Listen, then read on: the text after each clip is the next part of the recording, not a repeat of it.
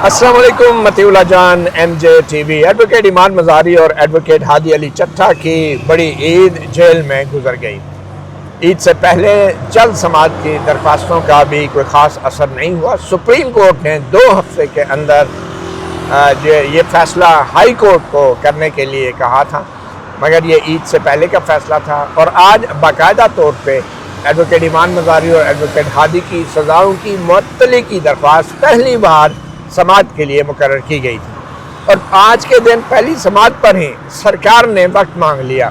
सरकार की तरफ से इस्तगासा के एक वकील ने पेश होकर कहा कि 3 वकील हैं, एक लाहौर में हैं, आ नहीं सके, दूसरे चीफ जस्टिस सरसार डोगर की अदालत में हैं, और जो बताने वाले थे तीसरे वो ये कह रहे थे कि सरकार के वकील दस्तयाब नहीं हैं, तो इसलिए मामला पीर या जुमरात तक चला जाए। जस्टिस आज़म खान की अदालत थी और जस्टिस आज़म खान ने पीर या जुमरात में से जुमरात का इंतखाब किया और फिर जुमरात तक ये मामला मुलतवी हो गया। एडवोकेट ईमान मज़ारी और एडवोकेट हादी की सज़ाओं की मुअत्तली के ऊपर दरख्वास्तों की बाकायदा समात अभी तक शुरू नहीं हो सकी।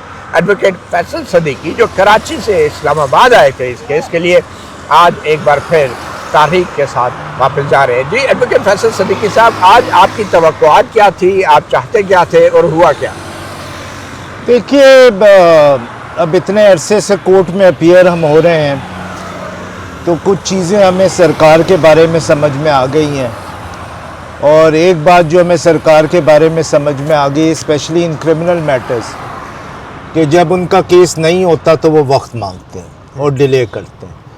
तो आई वाज एक्सपेक्टिंग कि क्योंकि ये पहली डेट है सब्सटेंटिव हियरिंग की और इस पे ज़रूर प्रोसिक्यूटर जो है आके वक्त मांगेगा, और इसीलिए हमने इंसिस्ट किया कि इसी हफ्ते इसको दोबारा सुन लिया जाए। द बेंच वाज ग्रेशियस कि इसी हफ्ते रख लिया है। होपफुली थर्सडे को ये केस स्टार्ट हो जाएगा और मेरी नज़र में तो ये 1 दिन का केस है और ज़्यादा से ज़्यादा 2 तारीख़ों पे चलेगा। अच्छा, ये बताएं कि इस केस के अंदर सज़ाओं की मुअत्तली की बुनियाद जो है आप क्या बना रहे हैं और क्यों आप समझते हैं कि ये 1 दिन का केस है? देखिए, जो सस्पेंशन ऑफ सेंटेंस होती है, जिसे आम ज़बान में बेल भी कहा जाता है, लेकिन क्योंकि ये कन्विक्शन के बाद होती है तो इसे वही चीज़ होती है, लेकिन उसे सस्पेंशन ऑफ सेंटेंस की।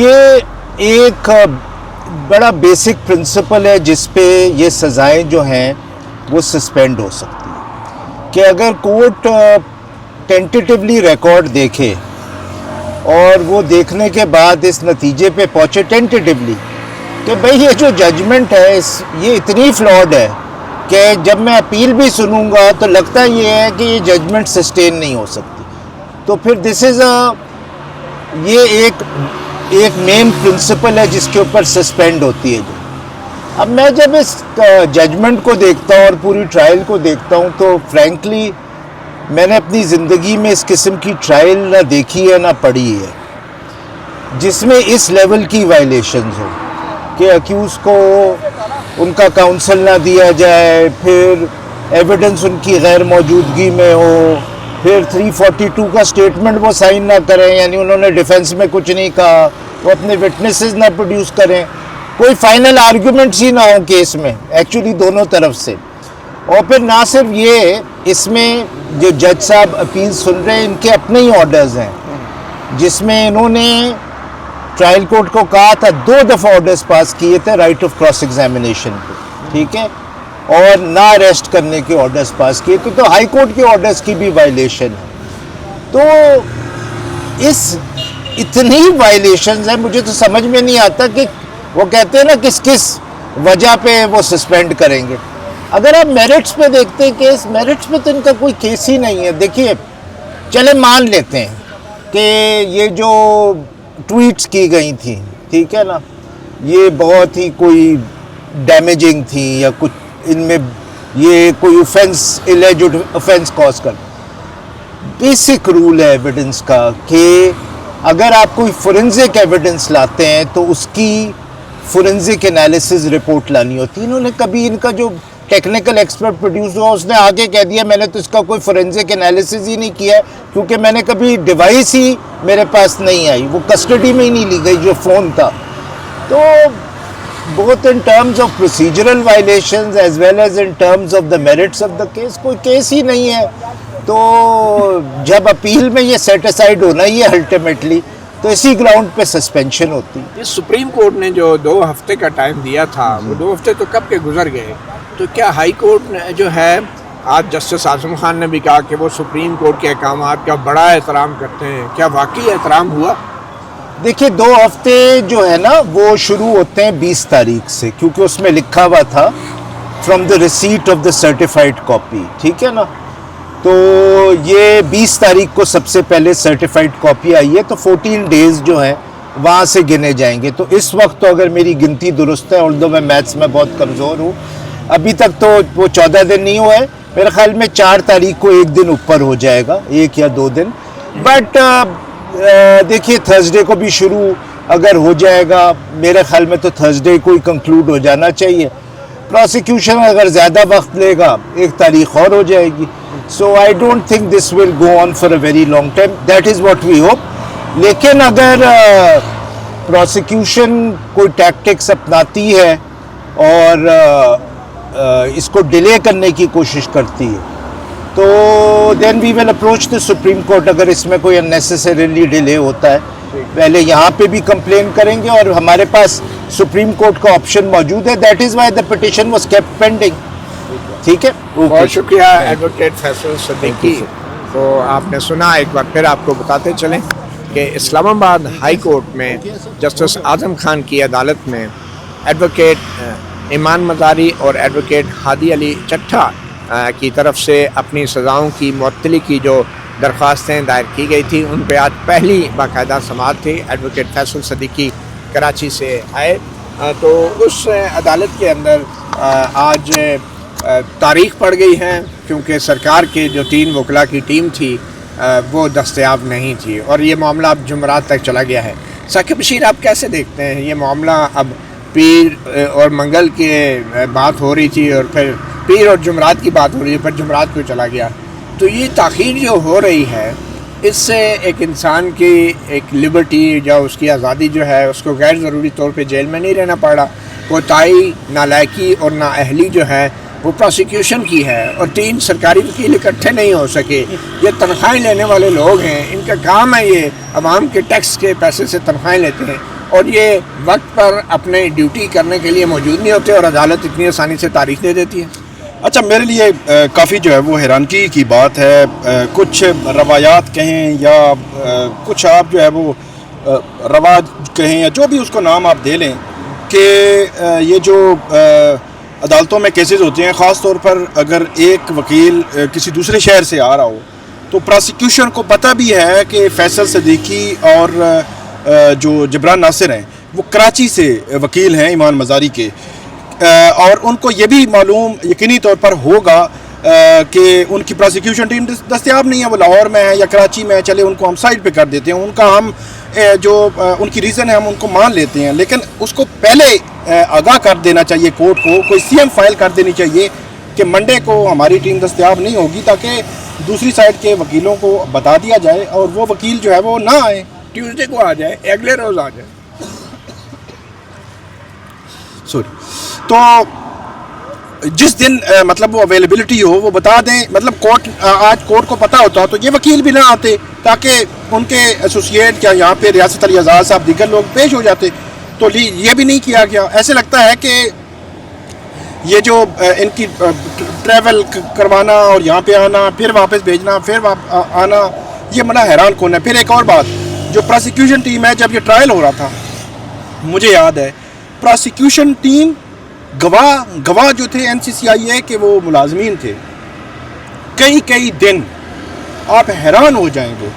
सुबह 9 बजे वो आते थे, 8:30 बजे, और 3:30 बजे वो जाते थे। कई दिनों ईमान मज़ारी नहीं होती थी या हादी अली चट्ठा नहीं होते थे, उन पे जरा होनी होती थी, ये वो सारे काम काज छोड़ के वो वहाँ पे बैठे होते थे। और घंटे का वक्फा, जी घंटे का 7-8 समातें रोज़ाना हुआ करती थी।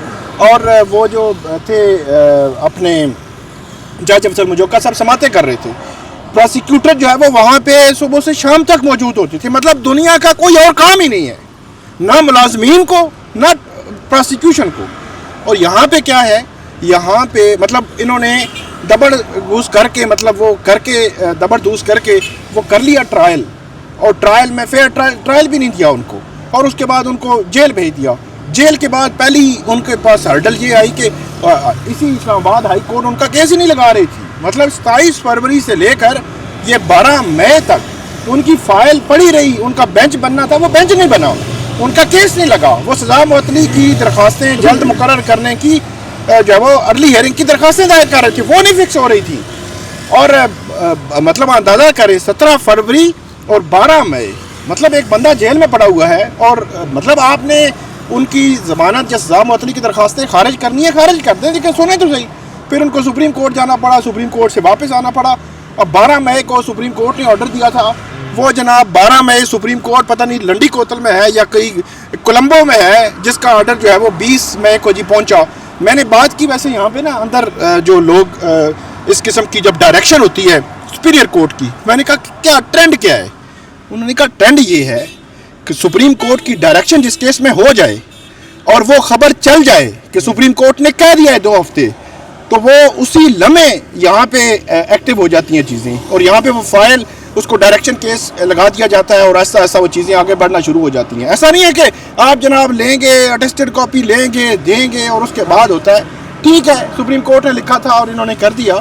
तो कहने का मकसद ये है कि इतनी हर्डल्स एक बंदे के लिए जो आम लोगों के केसेस लड़ रहे थे, आम लोगों की बात कर रहे थे, जिनकी कोई सुनने वाला नहीं था, उनके जो है वो उनकी बात जो है वो यहाँ पे कर रहे थे, केसेस उनके लड़ रहे थे, तो उनको जो जेल में डाला गया है। तो मेरा ये ख्याल है कि आज 1 जून से पहले एक तो प्रोसिक्यूशन को बता देना चाहिए था। फिर जज आज़म खान साहब उन्होंने एक और बात भी की कि आज कोई उनकी मेडिएशन के हवाले से कोई ट्रेनिंग है, वहाँ पे भी थे।